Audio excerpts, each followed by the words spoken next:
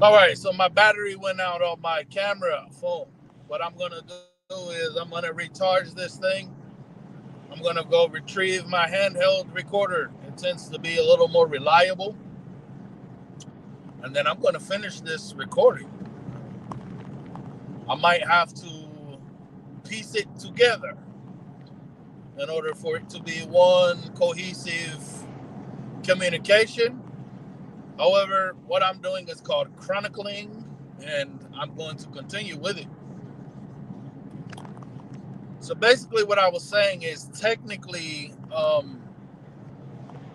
those places with certain consulates, those buildings are foreign territories. They do not belong to the countries that they are in. They are considered sovereign ground. And to attack one or to enter one of those places is problematic.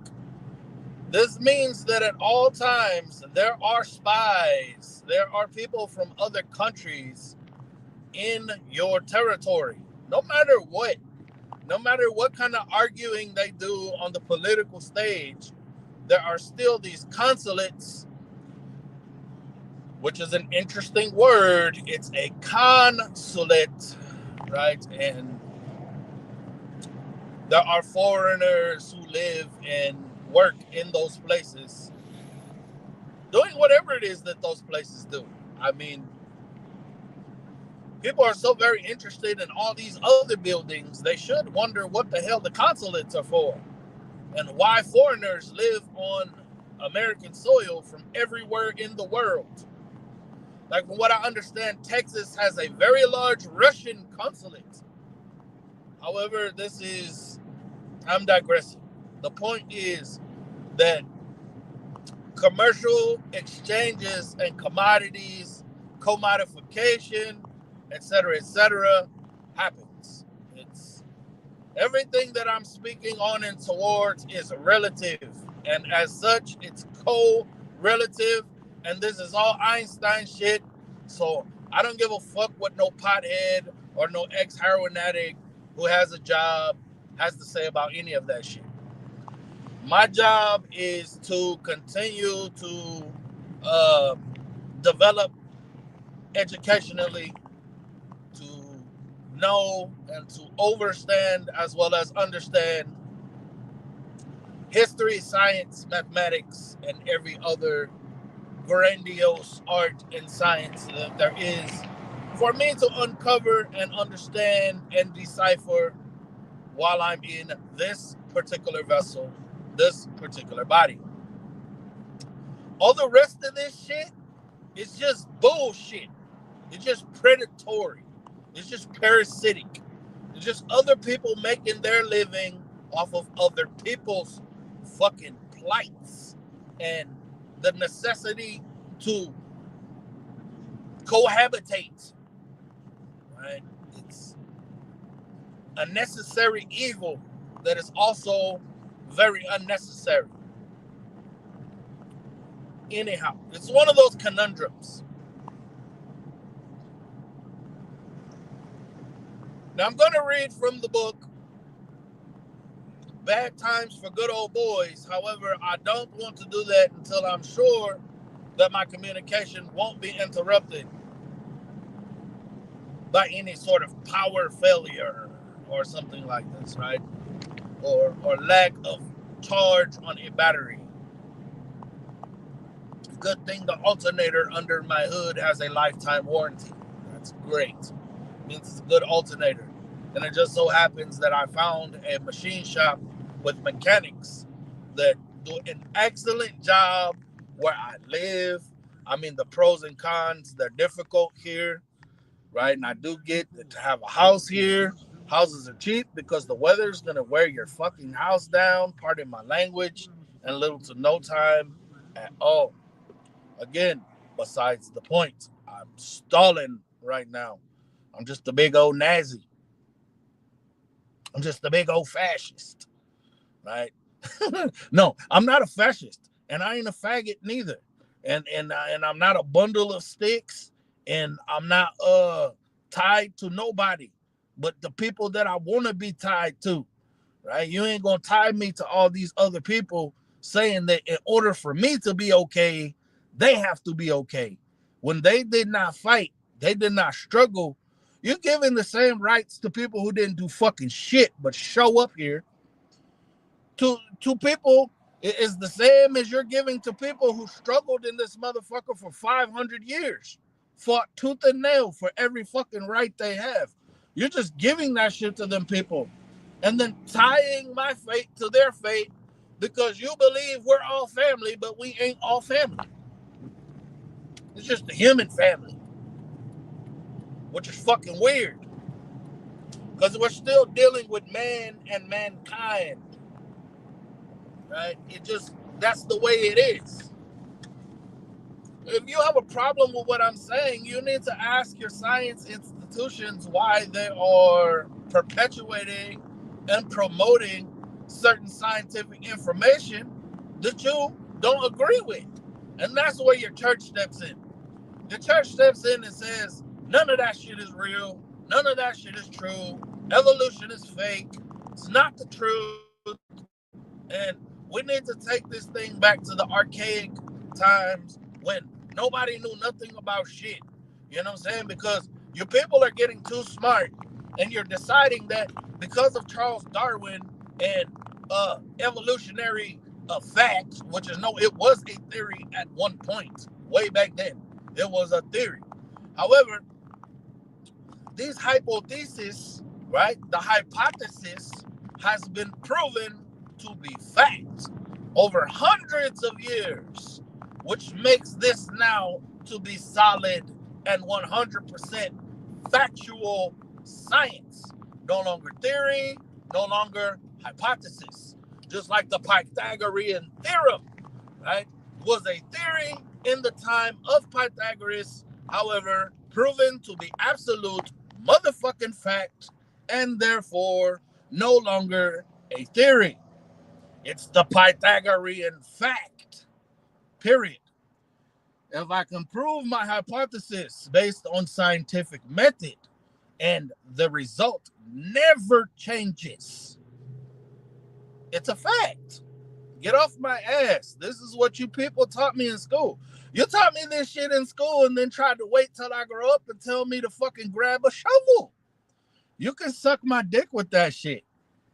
You don't fucking give people high education and then tell people to grab a fucking shovel or to fucking put tile on your roof, right? Or to fucking build your bullshit. That's backwards and that's stupid. You definitely don't give someone an IQ test and find out that they're Mensa, that they're fucking crazy, that they have a patternized intellect, right? That then makes their IQ through the fucking roof and then turn around and tell them, there goes that pickaxe right there, heave, motherfucking hoe. Pardon my language. Again, that's just not the right thing to do. This is why ignorant people are happy being ignorant. And this is why ignorant people are all over the place. They are your working class people, and it's unfortunate that that has to be that way or that that's the way that that is. But that goes all the way back to Proto-European times and, all the way back to Rome, ancient Greece, all the way back to Egypt, right? You educate royalty. You don't educate commoners. You don't educate the common man, right? They have to remain in a state of ignorance as to not rebel, right? Because if they figure out the way stuff works, they're going to say, well, this menial fucking labor you have me doing for pennies while you tax my tares of wheat is not okay. I'm not giving you my wife and I'm not giving you my motherfucking wheat, right? But then you have your yeoman farmers who are also highly considered in as far as government is concerned, right? This is all facts. This is all things you can look up for yourself. if I understand your culture and your history better than you do, how then can you tell me that I don't understand my own culture or make me to believe that you understand me and my culture better than I do? Makes no sense. The problem is I could speak on these things all day long. And the fact is, society itself, whatever it is, will decide whether or not I can make money, whether or not it is profitable for me to explain these things. That's why they say it doesn't matter what you know. And this is a fact. It doesn't matter what you know. What matters is who you know. And if you know things that other people don't, what they'll do is they'll eavesdrop, they'll listen to what you're saying, they'll copy your fucking homework, and they'll run out the door and write a fucking dissertation. They'll write some sort of essay that's part of their collegiate institution, that's part of their fucking science academy, or whatever it is. They'll take all your science, all your homework, all of your facts, and they will publish that shit. Because they are part of a network that allows them to be able to do so. And then they profit from it. We know that a lot of the things that people say, a lot of these inventions, they're not European inventions. They are not even your Asian inventions. They come from workers and slaves, right? One of those inventions is going to be the cotton gin. There are plenty of these inventions, right, that are patented and taken for the benefit of society. The same as you have the privatization and the nationalization of different commercial enterprises and different private networks. And I've explained that before. So you have the Postal Service, right? The U.S. Postal Service, which is an institution that used to involve couriering, but that was nationalized.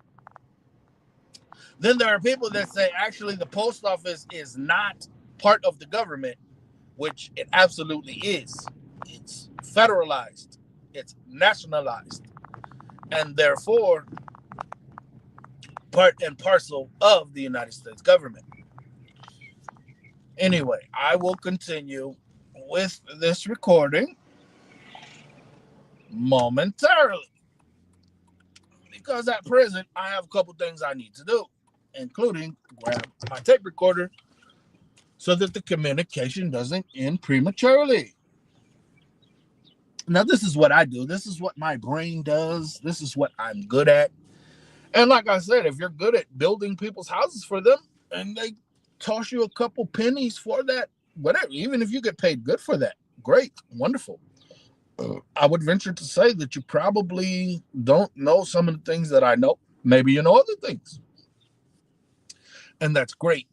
Maybe you're a high mathematician.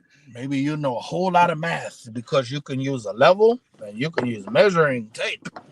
That's great. You can count.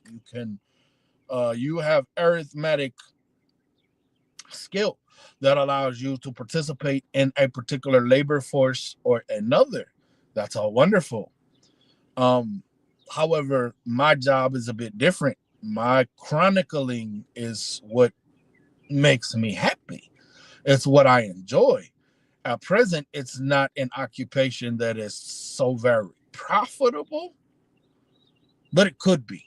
It could become extremely profitable, especially if people realize that I myself am a bit more than a prophet. Now, there are people who know that. There are initiatory societies that accept that fact 100%. But then we have to say, well, where does the intellect come from? Where is the genius loci that I have? Where does it come from? Then there are people who say, well, he's initiated into certain occult schools, right? And they'll say, well, their particular genius loci is the god of war, right? It is Ogun, the blacksmith, right? He's a hyper genius calculator that you don't want to fuck with because bad things will happen if you anger him. Same with Oya, Oshun, Yamaya, Shanko, etc., etc. However, it could be that I'm also initiated in Ifa, which means that actually, technically, right, I'm initiated into a school of a man or an intellect, a genius loci that is identified by the name Orumila. And Orumila is something else, right? Now, there are people that will say, no, it's all one and the same. You can go into the brick masons lodge or whatever it is, and they will tell you it's one and the same. They will even tell you that the African mystery system is a prototype, a protocopy of what they do in the order of the Eastern Star. All of the colors are the same, all of the powers are the same, all of the intellects are the same. However, they're not the same. Genius loci tends to be regional, as well as thought forms and egregores. However, certain schools, certain mystery systems follow certain protocols. So there's spiritism involved in certain schools. There's also Orisha, which would be considered to be um, your